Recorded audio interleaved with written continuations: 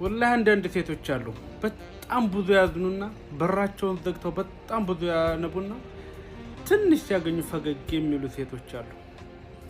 በጣም ምስኪን ልሙጥ ወረቀት የሆኑ ሴቶች፣ ለመሰበርም ቅርብ ለመዳንም ቅርብ የሆኑ ሴቶች አሉ። እንደዚህ ያሉ ሴቶች ብዙ አይገኙም፣ አንዳንድ ናቸው።